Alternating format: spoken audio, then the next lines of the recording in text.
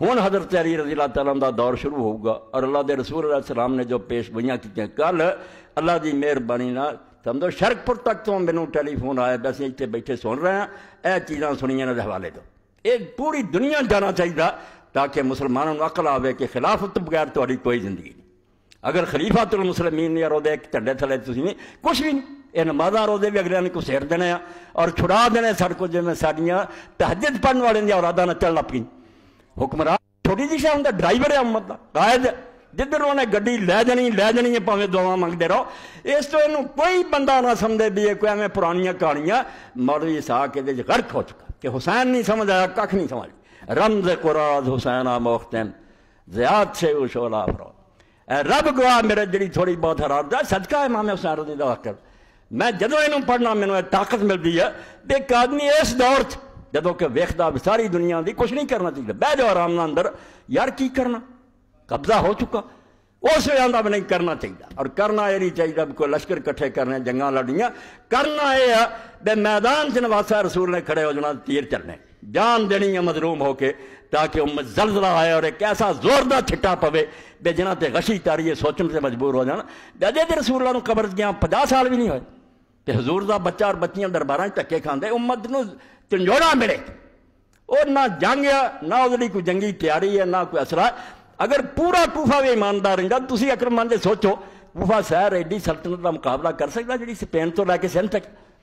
یہ نہ کوفیاں دی گل ہے نہ کوفے وہ فرمان پورا ہو رہا جڑا رسول اللہ نے کیا سی پتر دین تے وقت اوکھا ہونا تو یہ نہ سوچی ہن کچھ بندا کہ نہیں بندا جا کے اپنی جان دے بس اس وعدے نو پورا کرن دا معاملہ جڑے دعا جہاناں دے بادشاہ نے کدی بول سن منہوں فرما دیتی وہ پردیسیاں نے پورے کرن بدلے ڈیرے وچ جا کے کربلا لا دے اے ساڈے اہل حدیث شیخ سعید الفت انہاں دی نظر فرماؤندا یار تسی کنا چکراں پے کوفے دے وعدے نے کی کرنا سی وہ وعدے کر دے نہ کر دے پکے رہندے نہ کرے وہ سلطنت کا مقابلہ کر ایک گل ہی کچھ نہیں سی امام نے ویکھیا کہ امت اس طرح سلاد تھی گئی کچھ پیسے کھا گئے کچھ ڈر گئے بول رہے کوئی نہیں اس وقت یہ ضرورت ہے کہ آدمی مظلومی دی موت پڑے مقابلہ جنگ نہ کر رہا جت بھی جاؤں گا لوگ آخر جنگا چیتا ہی ہوں مظلوم مر کے فاتح بنا مرا سر نیزے تے چڑھے اتنے گھوڑے دوڑن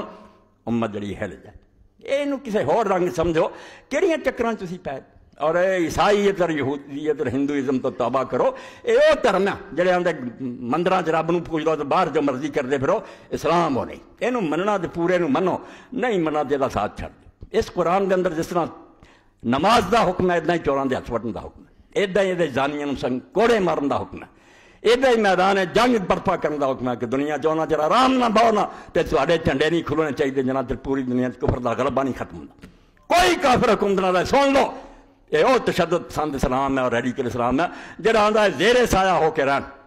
بے شک عیسائی مرن یہودی مرن مردے پھر نہیں جانا چاہیے مگر حکم زمین خدا دی اور قبضہ کافراں دا یہ نہیں چلنا اس تو اس اسلام دی گل کرنا سانوں پیندا ہال